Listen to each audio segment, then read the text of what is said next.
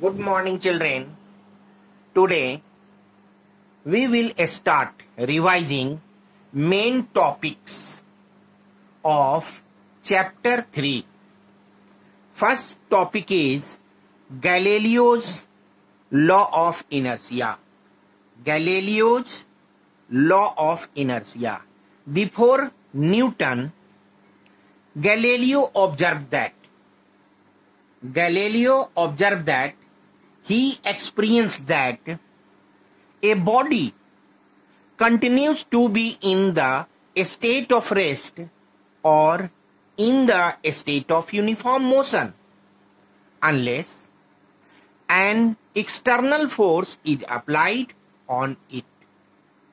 And this is called Galileo's law of inertia. After Galileo, Newton observed the statement and he compiled the statement in the form of law. This law is known as Newton's first law of motion. According to Newton's first law of motion,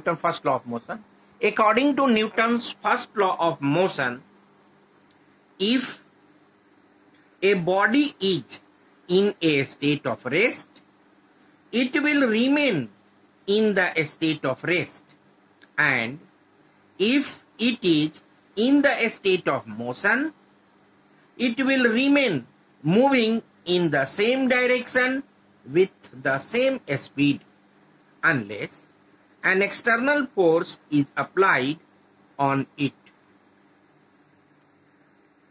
Let us see with an example. Passengers fall backward sitting in a bus. Passenger falls backward sitting in a bus when bus starts suddenly.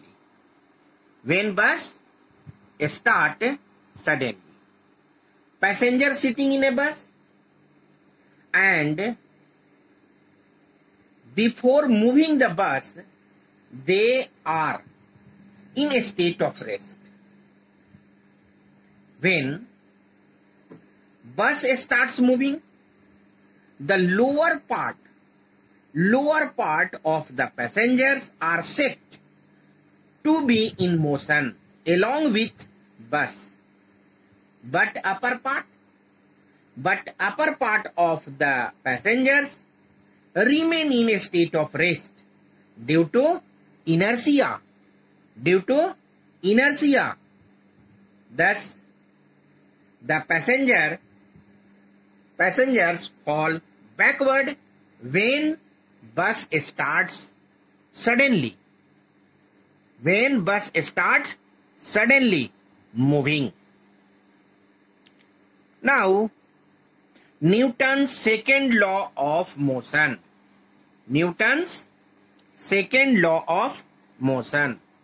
According to Newton's second law of motion, the rate of change of momentum of a body is directly proportional to the force applied on it, and the change in momentum takes place in the direction in which the force is applied.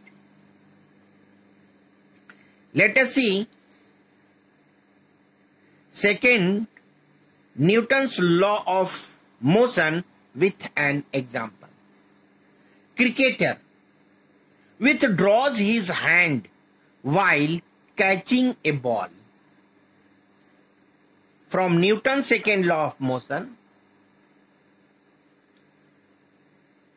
we get definition of force, and force is equal to mass into acceleration. So, force is directly proportional to acceleration, and acceleration is equal to change of velocity upon time.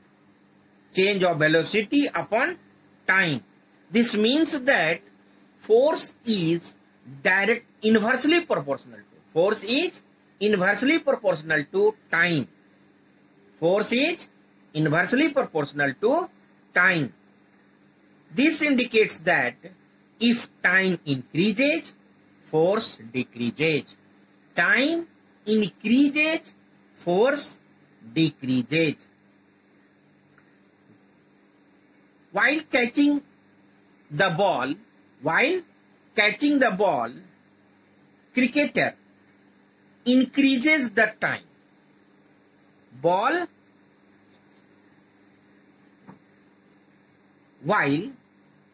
catching the ball, cricketer increases the time. Cricketer increases the time to stop the speed of ball. To stop the speed of ball. Thus, he gets a little injury on his hand. So, he gets a little injury on his hand. Otherwise, if he stops suddenly, the cricket ball, then he get lots of injury on his hand. So, a cricketer catching the ball, he withdraws his hand. That is, he increases the time. He increases the time to stop the speed of ball. So it is clear? No problem? Next, Newton's third law of motion. Newton's third law of motion. According to Newton's third law of motion, every action, there is always an equal and opposite reaction. This means that action and reaction are equal and opposite, and they acted on different objects. Let us see example of Newton's third law of motion. Boat moves forward when water is pushed backward with bamboos. When a boatman pushes the water with bamboo in backward direction, this is action force. This is action force. Then boat moves in forward direction. Boat moves in forward direction due to reaction force. So action force and reaction force are equal and opposite. Action force and reaction force are equal and opposite. This is Newton's third law of motion. Linear momentum. Linear momentum of a body is the product of mass and velocity of the body. Mass and velocity of the body.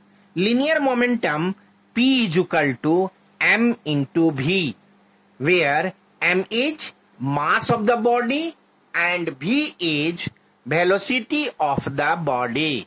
So P is equal to mv. Linear momentum is equal to mass into velocity. Linear momentum is a vector quantity. Linear momentum is a vector quantity, and SI unit of linear momentum is kilogram meter per second. Kilogram meter per second. Universal law of gravitation. Next important topics is universal law of gravitation. See, there are two particles or two bodies, mass m1 and m2, and distance between m1 and m2 be r, and force force experienced between m1 and m2 be F. According to universal law of gravitation, it is stated that the force of attraction between the two particles or between the two bodies is, number one, directly proportional to the product of their mass. So F is directly proportional to m1 and m2. So F directly proportional m1 into m2, mass of first body into mass of second body. Second is inversely proportional to the square of the distance between them. Distance between them is r. So F is inversely proportional to a square of r. So F proportional 1 by r square of r square. From first and second, we can write F proportional m1 into m2 by r square. m1 into m2 by r square. And proportional can be equated by using a constant G, where G is known as universal gravitational constant.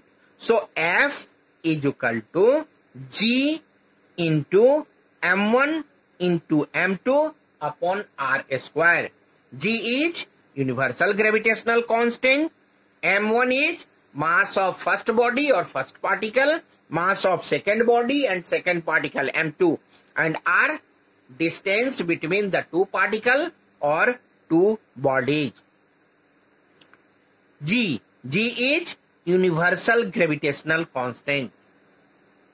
G is universal gravitational constant because the value of G